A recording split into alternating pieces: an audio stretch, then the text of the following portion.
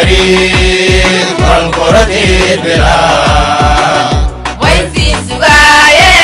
ولا ليان على ولا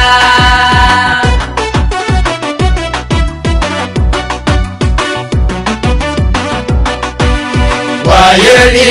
أريد والقرد بلا ويسي سواي ولا ليان على ولا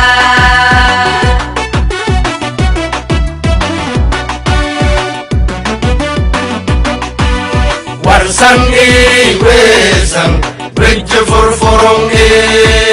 تقول وافي واتو ولا ليان على ولا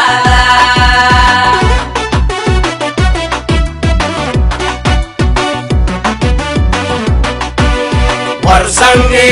وسن برج فرفرني تقول وافي واتو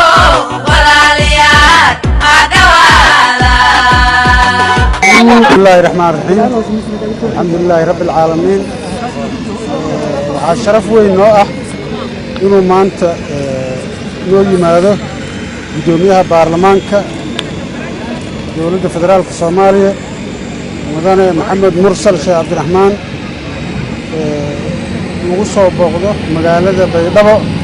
isagoo noogu yimid inuu nagala qayb galo munaasabadda caleemasaarka madaxweynaha koonfur galbeed mudane gudoomiye hadii wafdigaada noo soo dhawaada aad baan ugu faraxsanahay imaashihiina ku soo dhawaada koonfur galbeed ku soo dhawaada magaalada ku meel gaarkeeda koonfur galbeed Baydhabo gacmo furan farxad jacayl walaalnimo ku soo dhawaada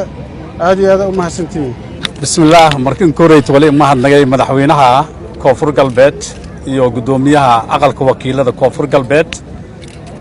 runtii sida sharafta badan oo yohanin dhawaayeen wali eedanka faraxsana inuu ku qayb galna caleemasaarka madaxweynaha koonfur galbeed oo runtii eelan saaxiibkaan eedan qiimo badan oo aan aaminsana in mustaqbalka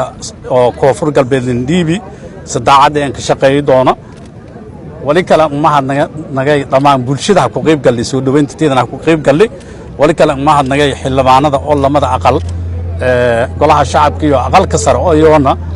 runtii soo horbalan aragna aan ku qayb galay caleemasaarka kan yoona mahadnagay reer koonfur galbeed wali siin bilaawday waqti cusub marka in lagu faa'iideysto rajeen iyada ma santiin